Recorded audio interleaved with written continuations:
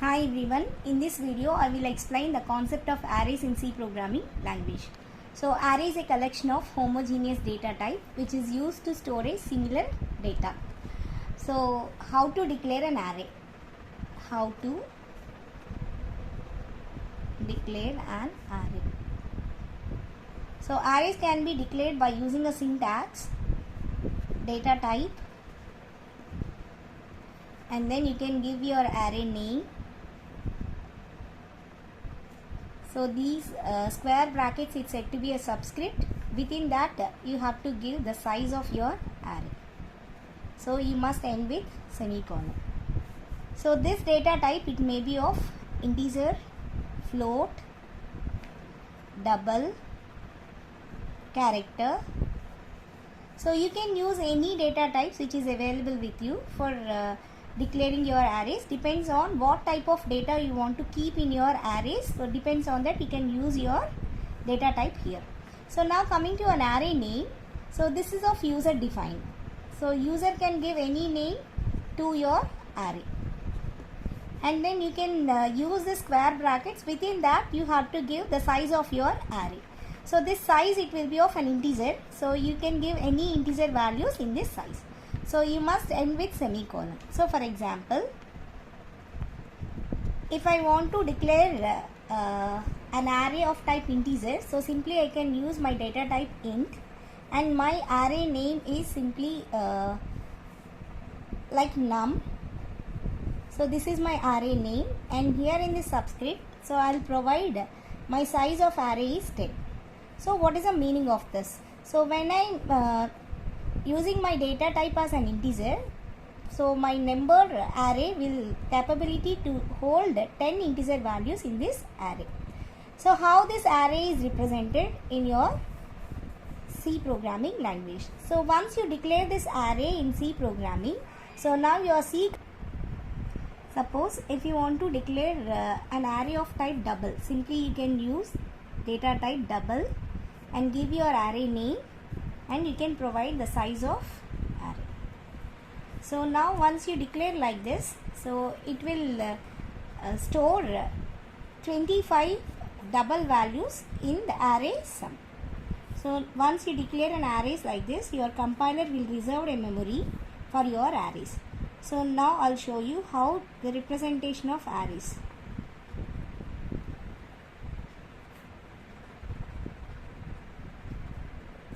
So arrays can be represented like this. Suppose, now I'll show you the representation of this array. So this is my array. It's consisting 10 elements.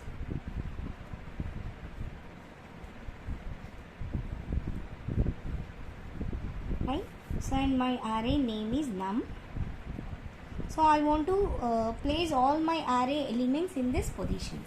So how your compiler, it can refer each and every element of your array by using index. So remember always the array index starts from 0 and ends with n minus 1. So now here my array name is num. So this is my first index. It is 0, 1, 2, 3, 4, 5, 6, 7, 8 and 9. So here my size is 10. So because of that my array index starts from 0 and it ends with n minus 1, means 10 minus 1 we get 9. So in this way the array elements can be referred by using the array name with the index values. Suppose if I want to refer the element in this position, so simply I can use num of 4. So this element can be accessed by using an index num of 4. In the same way, I want to refer an element from this location. So I can use num of 8. So what's happening when you declare arrays in C programming? So your compiler needs to reserve memory for that. So integer will takes 4 bytes of memory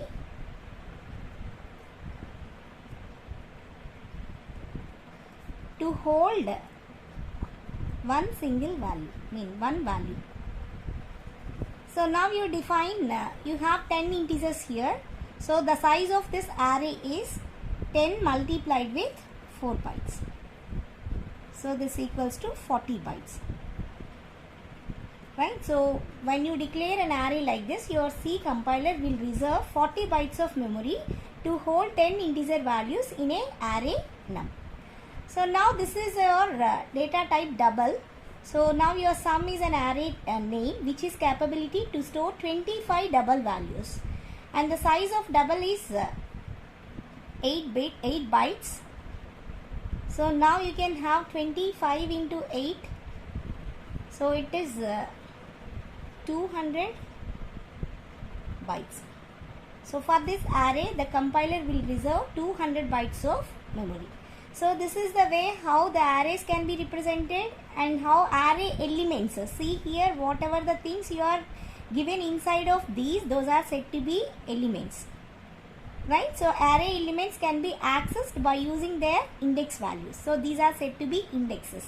And remember, array index is always starts from 0 and it ends with n minus 1. Suppose here the n size is 25. So now it starts from 0 and the last index it will be 24, because 25 minus 1 will be the last index. So now I'll show you how to initialize array elements. So initialization of array elements.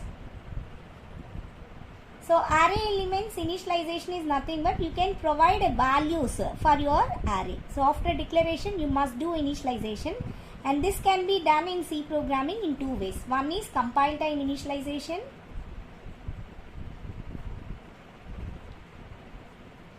and the second one is runtime initialization. Compile time initialization is nothing but, so we are trying to initialize your values, means giving values to your array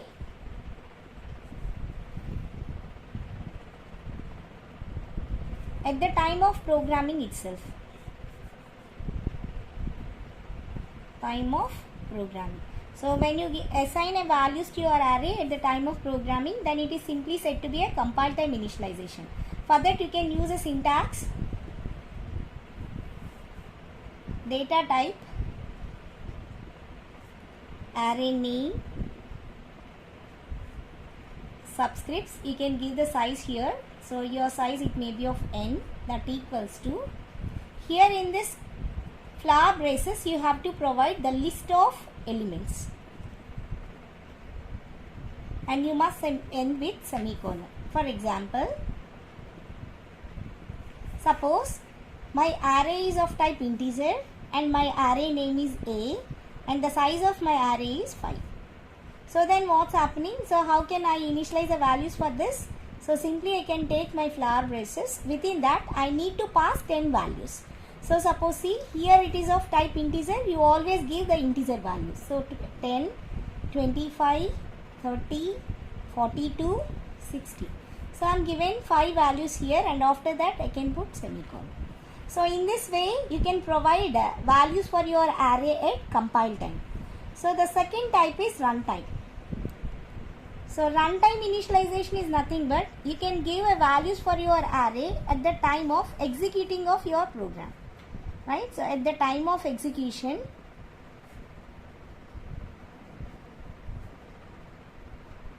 you can assign values to array, then it is said to be a runtime initialization. So runtime initializations can be done by using simply a for loop.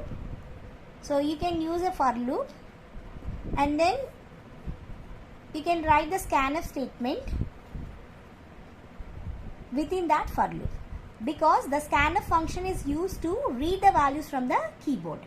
Right? So now suppose if my array is int a of 5, so now I want to take the values of this array. Simply I can use my for loop for I equals to 0, because my array index starts from 0. So how a of 5 values can be represented? Simply take an a of 0, a of 1, a of 2, a of 3, a of 4, right? So I already show you how the array elements can be represented. So now simply you can take I0 and I less than. Remember, your index starts from 0. Always your I value is less than the n. So what is n here? 5. So you can give 5 here. I less than 5, and you can use the increment operator. Because you need to take the value for this index, and after that you have to increment to get the next value. For that reason you are using I++ here. So simply you can write the scanf statement, scanf.